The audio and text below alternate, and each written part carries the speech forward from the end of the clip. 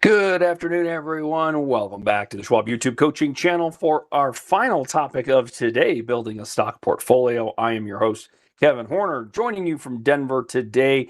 And I'm pleased to be joined by my friend and fellow Schwab coach, Connie Hill. Connie was kind enough to step in for me last week. I was away, and she did a wonderful walkthrough on looking for opportunities, specifically locating opportunities, building bull flag scenarios. And in fact, Connie did such a good job that the example trade that she placed with y'all last week, not only did it fire off the next morning, put us into an example trade in the portfolio, but also fired off an exit at a profit target, believe it or not. So the trade that Connie placed has already run its course. It was a wonderfully developed example, of course, and we're going to talk about it a little today. We're also going to look at the example portfolio that we have built in previous sessions here this month, and build another example opportunity for us as well. So plenty to cover today. So if you're not already doing so, it's always important. Make sure you're following us on X,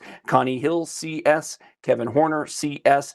Easily the best place where you can engage with the coaches when we're not offering you these classes here. So follow us there, find some charts, some additional data points, news, and information. Great way to stay abreast of what's happening in the market. And of course, if you want to make your life a lot easier for yourselves here in the classes that we offer you, make sure you're subscribed to the YouTube coaching channel as well. All right, let's jump to our disclosures, and then we'll get right into the meat and potatoes of the class. So first of all, remember that our discussion here is exclusively for your information and your education. We do not make recommendations nor endorsements for any specific approach to trading the market here. We do utilize technical analysis, though, as we discuss the existing market. We look at the current trend of the market. We try to bring those concepts and theories, strategies, traders might incorporate from technical analysis into our discussion.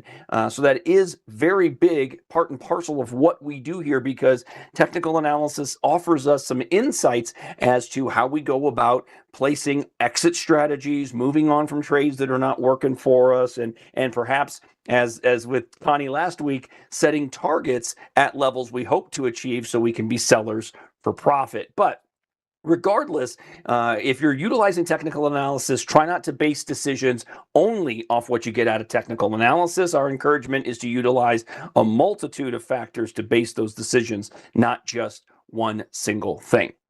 All right, so with that, let's jump to the Thinkorswim desktop application. We're going to start off quickly here with a brief market review as to how we finished today. We're starting out with the S&P 500. You'll notice that we made a new all-time intraday high today, 69.88 and change. At the close, we were down about 10 points from that intraday high. So still not quite a visual breakout here, but perhaps our highest close that we have seen here. So close previously 69.66, 69.77, 69.63. And then today, 69.78. So I think we are seeing essentially our highest close at this point. 69.78, our highest close, but not necessarily an outright breakout. But we like what we've seen, because if we're bullish, at least that is, because we made another higher low at the last test of the 50-day moving average and managed to hold it and move off of it. Felt a little not so great, obviously, here on the candle day on the 20th. That was the day following our long weekend, of course, and that close didn't inspire confidence, but the very next day we were up at least through the highs we made on that day, and now we've seen some continuation. So again, if you're a trader utilizing closing price action to dictate weakness, some would say that these lows closing below the 50-day gave you an indication that there could be some additional weakness. But if you're basing your decisions off only one close below a major moving average like the 50-day, you clearly, at least based on what's gone on for the last month or so, last 6 weeks or so, tests of the 50 for just a day have been manageable. But if you're maybe looking for something a little bit more defining of a weakness or a potential breakdown in the SPX trend, it might be a couple to 3 or more closes consecutively below a 50-day moving average. I often say the most important thing isn't the number of days you might incorporate to validate a breakdown or a breakout, but rather having a definition of what you use as your confirmation, right? Some traders, it's only a day. Some traders want 3 or more. Some of you don't even care what's happening on the daily chart, and you're only paying attention to what's going on the weekly chart. And I would not fault you for taking one view versus another. The key is to know what is your view and what will make your decision making easier. Now, we had a really interesting day in the NASDAQ today, the NASDAQ 100 in particular, because we made a move that we haven't seen. We finally, dating back to November 4, we finally have made a higher high in the short term, everybody. So this is a potentially significant development for your NASDAQ 100, as we have pushed to basically the highest we have seen in the NASDAQ 100 in the last nearly 3 full months. So this is intriguing because we've noted that our leadership has changed quite a bit of late. Leadership in the broader market hasn't been so tied to technology, but on a year-to-date basis, it's in energy and materials and staples. And yes, technology might be breaking out today, but look at how it is lagging the rest of the broad market. Our third to bottom return on the year-to-date basis. So we've seen there's been a bit of a rotation, and this is notable for us in this class because our job, our goal is to continue to look for opportunities that span the market. We're not trying to locate only one sector that's working. We're trying to expand our exposure to incorporate multitude of sectors. Of the 11, we would be fine having dollars invested in all 11 if we chose. But ultimately, we're trying to take advantage of the short-term moves and leadership opportunities to kind of define where we may look for those next trades. So with that stated, right now, a lot of the work that I continue to do to prep for this class is incorporating basic scan analysis and looking through energy, materials, staples, industrials. These have been our biggest outperformers or our leaders on the year so far, and that's the reason why we've been kind of leaning that direction. Now, let's go back to the chart, and having made an understanding now, a little bit of analysis of the NASDAQ 100 and the S&P 500. Let's take a look at the Russell 2000, which is did pull back here following this gravestone doji day, which stands out because we had a nice move in the morning. We didn't hold, and then we immediately the next day opened below the low of this day. This was the high day in the rally, opened below the low, traded lower all day. We have held a ledge of potential short run support, but I think a lot of traders are wondering about managing risk, perhaps utilizing the 20-day moving average here in orange and a longer term moving average for the trader who's a little maybe more interested in a longer term investment. They might look at the 50-day moving average in purple. Now, this is one other key consideration that traders might be utilizing, and that is not only to scour or scan the market in your S&P 500 stocks, but maybe to scan the market in Russell 2000. Now, what's fun about scanning in the Russell 2000, I think, is that you will often come across companies with which you are unfamiliar. That's just because they are small cap, tend to carry less significance as it relates to the rest of the market, and commonly you don't find small cap positions to be heavily invested. And what I mean by that, you're going to find plenty of liquidity, and certainly we can scan to ensure liquidity, of course, but you're not likely to find the so-called crowded trade that everybody and their grandmother is discussing, right? And for some of you, I realize that those crowded trades, the ones that everyone is talking about, some of that can be fun, but at the same time, some of you out there may not prefer to be in those so-called crowded trades. You might want to be locating your own opportunities based on your own analysis, and there's nothing wrong with that. Okay, so brief look at things. I would love to hear from you all today in development of a scan. So what I'm going to do for you now is I'm going to pose a question, and I just want to hear which of our big three indices do we want to use as our first layer of scan. Do we want to scan in the S&P 500? Do we want to scan in the NASDAQ 100? Or do we want to scan in the Russell 2000? I'm not worried about reasons behind it. We've got uptrends developed in all three. The NASDAQ having broken out just today is notable, but a reminder, lots of NASDAQ stocks. In fact, many NASDAQ 100 stocks are ready to report tomorrow. Here on Wednesday morning. So yeah, Wednesday morning, we got a few in the, ADP, ASML, and Starbucks. And then we're going to be hearing from a few in the afternoon, the Meta, Microsoft, Tesla, Lam Research. These are big names, everyone. So maybe the NASDAQ 100 might not be ideal, if only because the risk factors involved here, right? We are going to be getting some detail.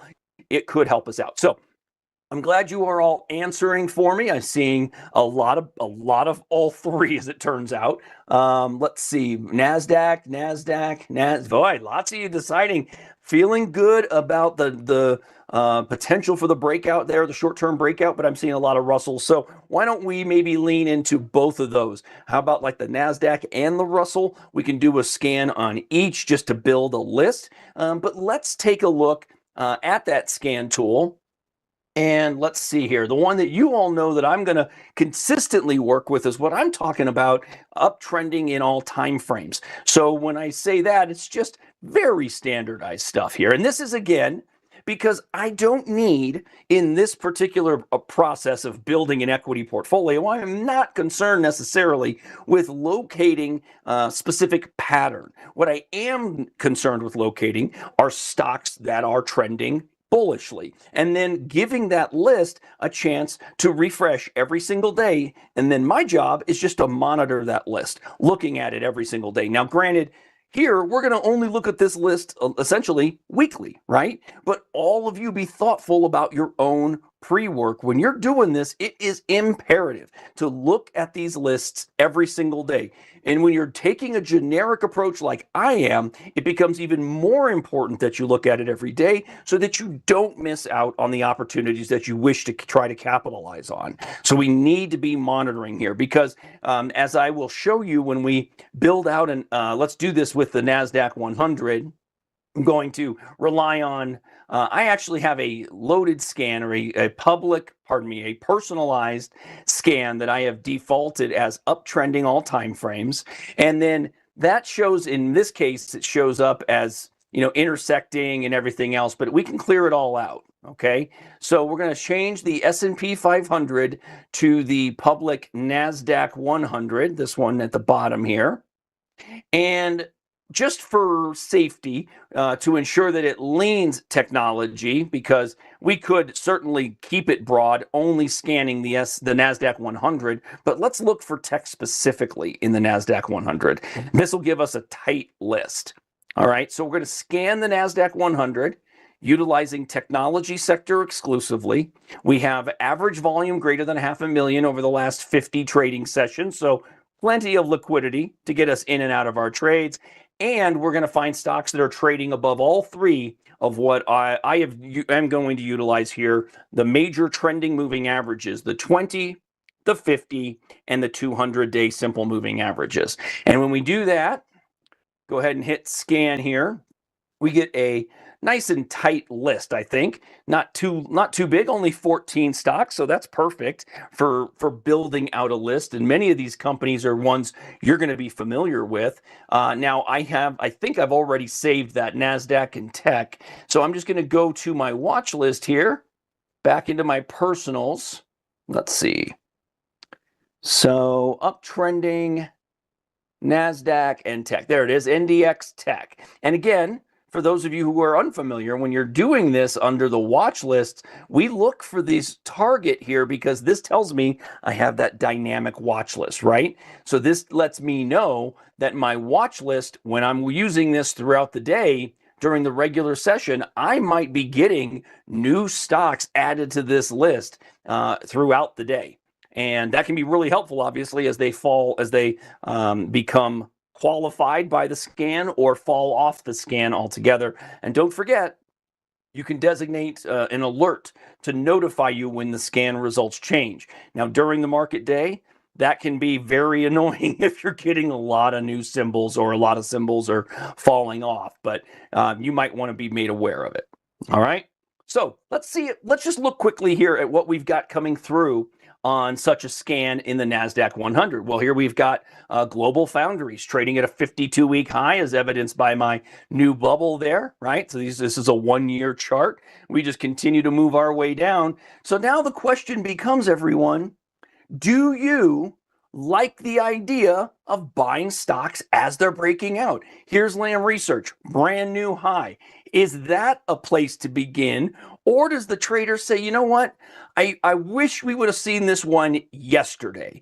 And yesterday would have been perhaps a better entry, right? Because if you could have entered yesterday, well, then you might be much closer to that supporting 20-day moving average. And now your downside is not risking what today is about 30 points. Yesterday, even if you bought it at the close yesterday, you would be risking about 15 points. Well, today's move means now you're risking 30 to find support, right? So this is exactly an illustration of why it's so important that if we're going to scan, don't spend a day doing it. Don't scan 1 day a week. Build your scans, reference them daily. Check the list each chance you get. Go through it as many times throughout the day as you possibly can and start to build ideas as to where you will look to capitalize, right? Now, it's true. Yeah, Jim, excellent point. Highs can always go higher. Of course, no question that we do not know just how high this can go. We also don't know how long it can run the 20-day. Look, we've been above the 20-day since back in late November, and it's only had one close below it. And that was back here on December 17, and then it was right back above the 20. So you could ride the 20-day for the entirety of the trend. Yeah, and I see you here, Thea. Yeah, absolutely. 31st of December, right on the 20, and obviously hindsight being 20, perfect, but this was still a bullish view at this point in time. In fact, if we backed it out and went from, goodness, you'd have every reason to look at this chart, and even on the day of the 31st, let's go, there we go. Yeah, so here, really, even not knowing that we were going to break higher, you could have built a trade against that, right? Break to new highs, 3 days in the downtrend, and then end of the year, maybe we were thinking, hey, great open the very next day, the very next market day, the 2nd of January, and you could have been off to the races, right?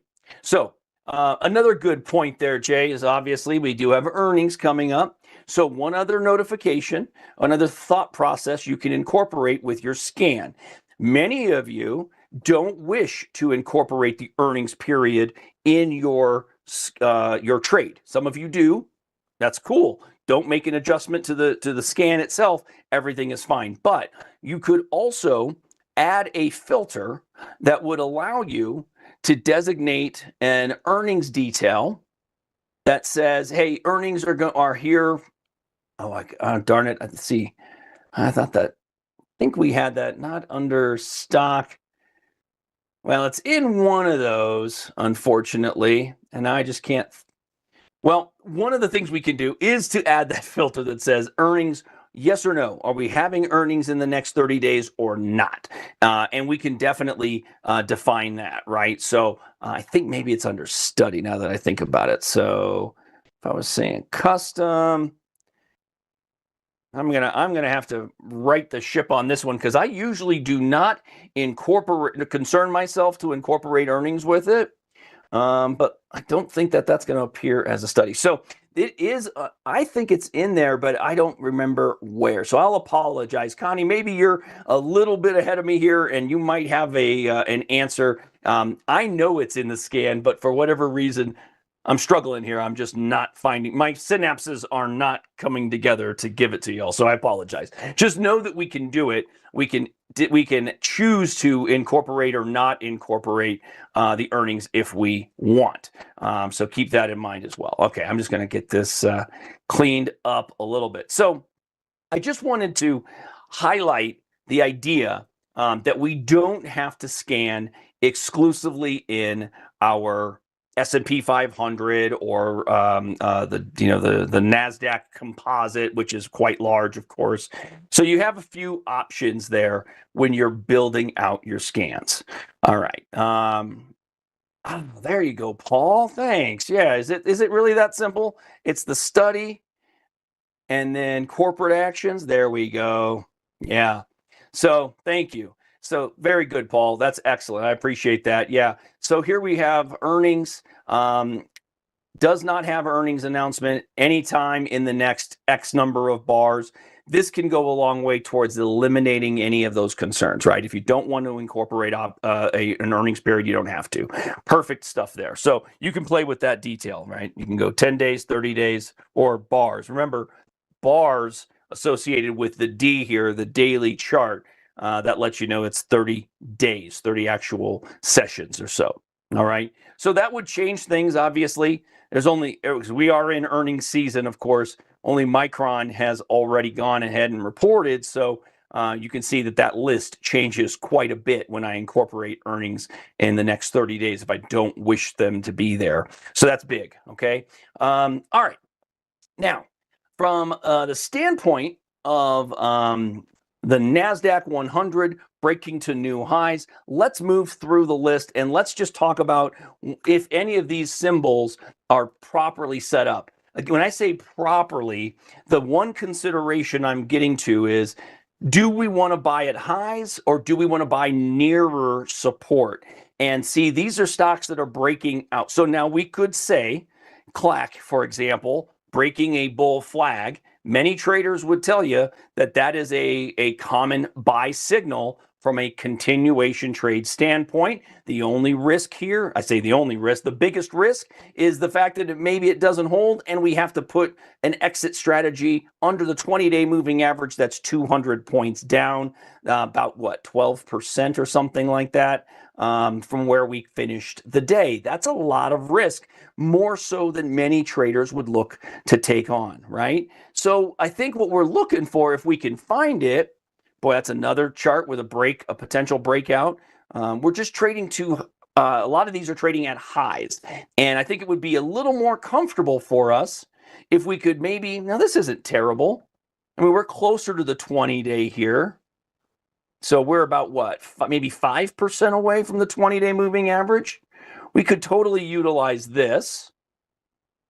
And maybe ON Semiconductor is one of those stocks in potential catch-up mode here versus the rest of the semiconductor space. So, that makes some sense. But hey, this is interesting. Look at the chart pattern under development here. This is a little notable. I'm going to draw a few lines on here for ON Semi. We've got a horizontal support that was mostly held. We had a brief window beneath it, and we saw it got bought up pretty quickly. Now, what's going on right now, we had a pause up here at this resistance level, but we kind of built a bit of a handle to a cup and handle here, didn't we? I mean, right through here, we could look at this like a bit of a handle if we were going to say that the cup was kind of, the right side of the cup was drawn like this, and the left side was pretty steep. So this has the making of somewhat of a cup and handle visual, right? And so if that is in fact the case, well, we are dabbling with the potential for a breakout. And some traders would look only at what's gone on most recently. Now, I've drawn in a lot of stuff, and it is now making this look a little dirty. So let's clean it up again. And if we were just believing in what we have seen, which was the breakout, the throwback, and the fact that we've allowed the 20-day moving average to provide support for us, well, many traders would look at that 20-day and say, you know what, maybe that's our exit strategy.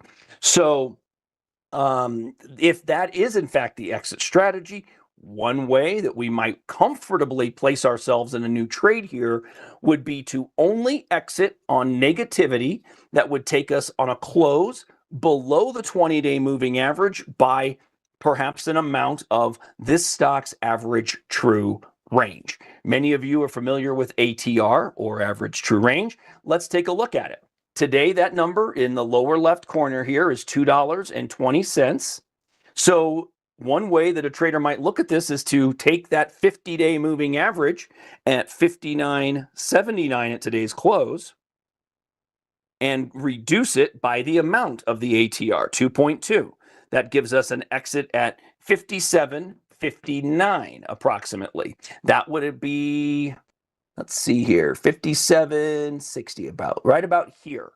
Now, what's notable about this level, okay, when I'm doing the math on this, I think what stands out to me here is that not only would we take out the 20-day if we got stopped out at this ledge, we would also have to make a lower low in price. This is the lowest low we have seen right here, okay, on the 12th, and the low that day was 58.19. So if we went in at anything under 57.60 approximately, well, we would then be making a lower low. And many traders would say that is a good enough reason to say, I was wrong about the timing of this trend or the ability of this trend to continue, and I don't want to stick with it any longer. And so that would perhaps make sense for some traders. So from an exit strategy standpoint, we may be looking to be buyers in the neighborhood of today's close. Let's call it up to maybe $63 a share,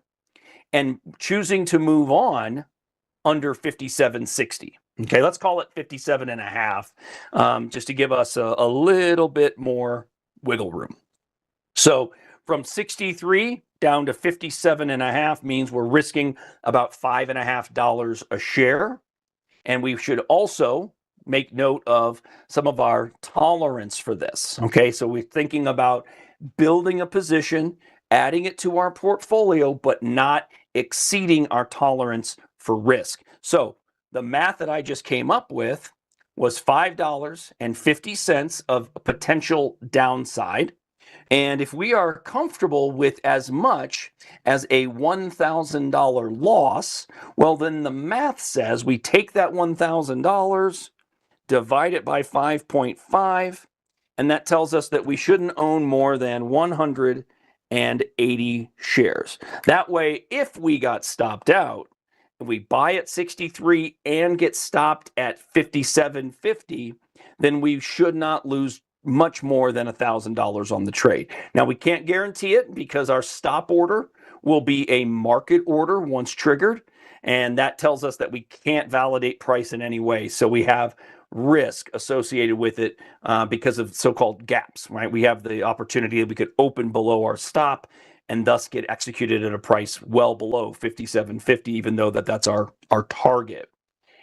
So that's one way to be thoughtful about it. What's nice is, again, that if we got taken out at such a level, the likelihood is higher that we go lower than it is that we pop higher from that. Meaning if we trade it as this at this level, I mean, it does look like it could be support. I really can't argue with that.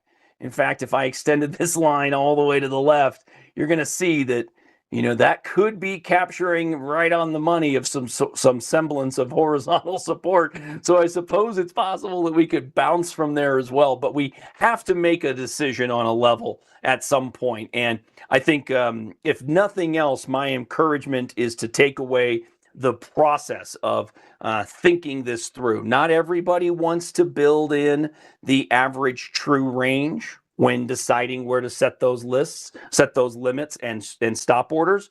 But what I have learned is that by incorporating ATR, it increases the likelihood that I can stick with the trade for as long as the trend continues. Doesn't work 100% of the time, though. Nothing does as it relates to trading or technical analysis for that matter. So, okay, the last note that I have to make is if I'm a buyer at 63 and 180 shares, that's still a little bit large for the 10 for a position size. Our full position size is 10,000.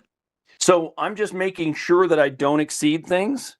So instead of 180 shares at 63, I'm going to take $10,000 and divide it by 63 a share.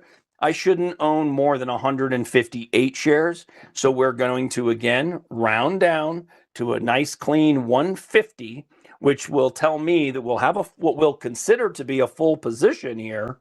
But at the same time, if we get stopped out, we are much more likely now to lose less than our max comfort zone for our loss scenario. I hope that makes sense, everybody. And if it doesn't, let me know. I'll be happy to speak to that a little more. But taking into account everything we've covered, we're going to do a buy entry for 150 shares. We're going to enter with that buy an exit strategy for sale to the downside if it happens to pull back, okay? But what we're not going to do is set a target, because my goal here is to try and stay with the trade for as long as possible. And if we can run against the 20-day for a while here, that would be tremendous. As you saw with a lot of the stocks in this list, we were able to see many running against a moving average and doing so for longer than 6, 8, 10 weeks. We want to try and run the trend as long as we possibly can. So we will use the right mouse click in here. We will buy custom with stop. We are going to buy on a day-only order for tomorrow. So if the trade doesn't execute for us tomorrow, then it's going to just fall off, okay? But that's what we're striving for, is to get this order in for tomorrow's business. We're willing to buy up to $63 a share, and then our stop exit will be considered good till canceled, and we are designating that price as $57.50, all right? Now, some of you would like to go under a round figure like 50 cents. You might go down to 57.48, 47, 44, etc., just for consideration. We're doing it with easy math here for our purposes, but we're risking about $5.50 for no more than 150 shares. There we go. Make sure our exit is also for 150. All right. So here we have buy of 150 at a price not to exceed 63. Remember, we'll get a lower price as long as the lower price is available. We won't pay more than the going rate as long as we're under 63. If we get executed at 63, we will choose to move on a stop at 57.50, but it's a marketable order there, meaning we take whatever the market price is. It could be around 57.50, but it could also be a lot lower than that in this case of a gap situation. So go ahead and put that one on for tomorrow's business. Now, let's talk about Connie's fantastic trade from last week. She put on a trade in Newmont Mining, and the Newmont trade worked beautifully. Now, what I'm going to do here is I'm going to add in, just so we can see it, the trades, okay? So here we bought at 119. She placed an order to sell at 127 with it, and it just went right away, everyone. I'm going to clean this up. Let me just eliminate the draw lines so that we can see it. But basically, the entrance was based on, so we would have talked on Tuesday afternoon, the 20th, right?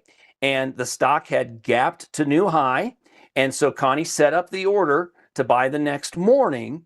And here's how that trade looked. So in the account statement here, I could sort specifically for Newmont, was to buy 50 at a limit price of 119 or better, with an exit strategy above and below the order, right? So there was an opportunity was made. It was protecting with a, well, let me see. She did have the stop in there, right? Yep.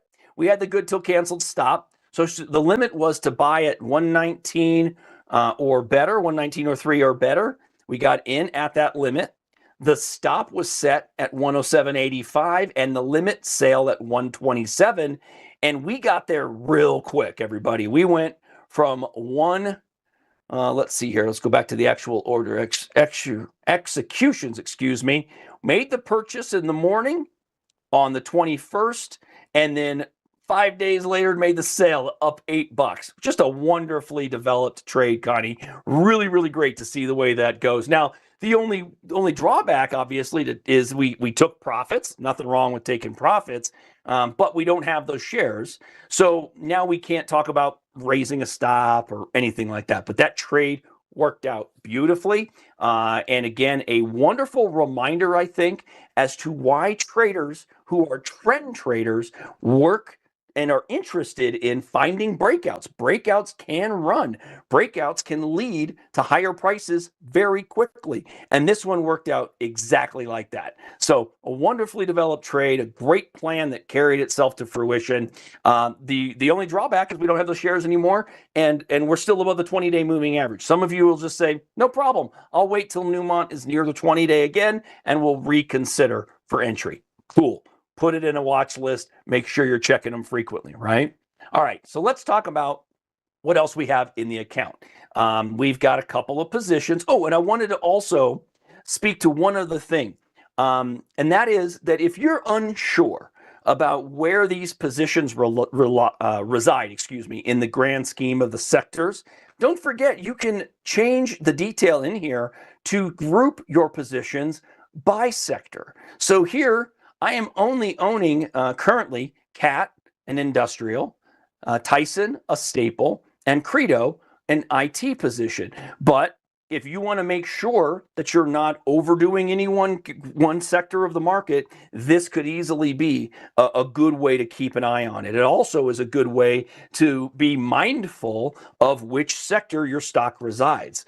So very, very easy to do. Again, it's just the actions button, and then group symbols by. All right, so I'm going to leave it as none for our purposes. I just want to keep everything together in building a stock portfolio. Let's look at the skunk here. Initially, that's Credo. Now, some of you know that we bought Credo as a means, I bought it in this class as an example of maybe what not to do, because we missed on our original desire to enter this position, and now I'm going to remove these orders, or the trades rather, so that we can see the chart more clearly. But we tried to be a buyer back here, and we got in and sold immediately at the same time because the stock didn't. It had a opening lower than we hoped, and we got into it right away. But we also had an exit strategy that was protecting us. And so we not only bought it right at the open, we also sold it right at the open. So immediately after buying it, we sold it and we missed out. So what did we do 2 weeks ago? Let's go ahead and put ourselves in the trade because we knew that we should have been in that trade from there. Well, what has happened since then? It's only pulled back to this area of potential support. Now we have a stop well below us. It is a stop with which we have comfort, because if we get taken out where we are there, we're going to be losing. Let me just make sure we don't have too big a position. Yeah, we would not lose more than we should be. At least we're not supposed to. So we'll have to keep an eye on this. We should not lose more than 1,000. But if at any point this starts to break down a bit, we're going to have to make some alterations, because I'm afraid we've got too much risk associated here with the Credo. We're not going to make any changes just yet. Let's look at one we do need to make some changes on, everybody. How about Caterpillar? So we built Caterpillar back on, let's see here, the date was January 7. All right, so let's go back. January 7. Here we are, this big red candle day. We were looking at the 20-day moving average. The 20-day moving average on this day, the 20-day was 590. And we have an average true range of about 15 points, I believe. Let me see.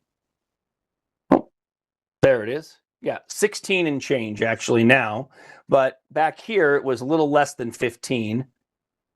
Oh, right at 16, excuse me, on the 7th. So looking at it here, if we were willing to ride the 50-day as we were, well, then we just basically would make sure that we are 16 points.